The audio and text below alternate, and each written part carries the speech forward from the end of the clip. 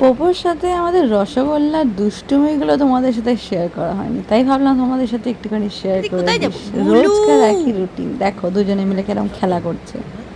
কি খাবে তার মেনু ডিসাইড করবে এক্ষুনি। স্পাইসি চিলি চিকেন খাবে?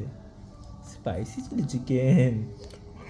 ও, তোমার জন্য বয়েল ভেজিটেবল হবে, বয়েল ভেজিটেবল, ম্যাশ পটাটো। একদম 3-4 মাস বয়স থেকে এখনো পর্যন্ত এরা দুজনে এরকমই দুষ্টুমি করতে থাকে।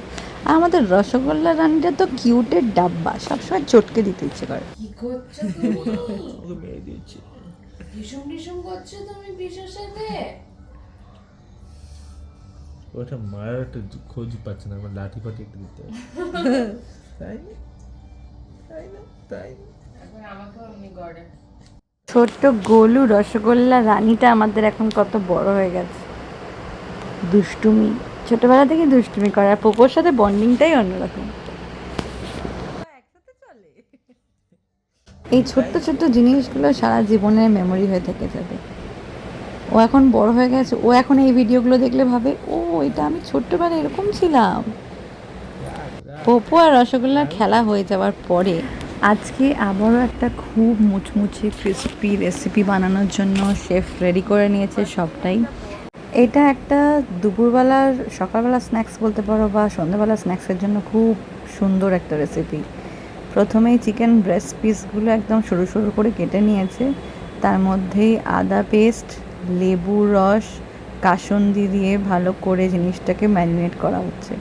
ভালো করে মিশিয়ে নিয়ে সেটাকে আলাদা করে সাইড করে রেখে দেওয়া হবে। তার সাথে যেটা অ্যাড করছি সেটা হচ্ছে ধনেপাতা বাটা, স্বাদ মতো নুন। এবার আবার একবার ভালো করে মিক্সচারটা মিক্স করে নিতে হবে, যাতে ধনেপাতার যে মিক্সচারটা সেটা এর মধ্যে ভালো করে মিশে যায়। একটু কাঁচা লঙ্কাও ধনেপাতার সাথে অ্যাড করে দেওয়া হয়েছিল মিক্সচারের সময়। এরপরে কর্নফ্লাওয়ার, ডিম আর ব্রেড ক্রাম্বস রেডি করা আছে। এখানে ডিমটা অ্যাড করে নিলাম, একটাই ডিম দিয়েছি কারণ এখানে পরিমাণটা অনেকটাই কম ছিল।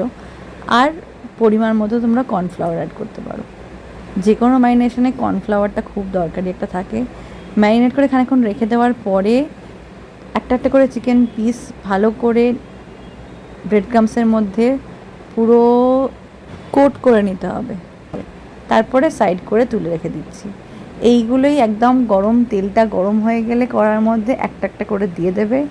অনেকগুলো পিস হয়েছিল, সবাই আমরা একদম জমজমাট করে খাবো আজকে সন্ধ্যেবেলার টিফিনটা, snacks finally ready and served. কেমন লাগলো রেসিপিটা অবশ্যই কমেন্ট করে জানিও। আর রাত্রিবেলা ডিনারের মেনুতে ছিল মাটন। নর্মালি আমরা এখানে মাটন বানালে আলু ছাড়াই বানাই, আজকের মাটনটাতে অল্প আলু দেওয়া হয়েছিল, যতটা মাটন তার তুলনায় আলুটা অনেকটাই কম।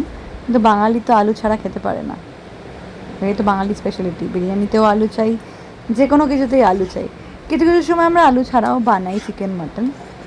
তো শুধু মাটন না, মাটনের সাথে আজকে ছিল পোলাও, মাটন, স্যালাড, চাটনি, পাঁপড়, একদম জমজমাট খাওয়া।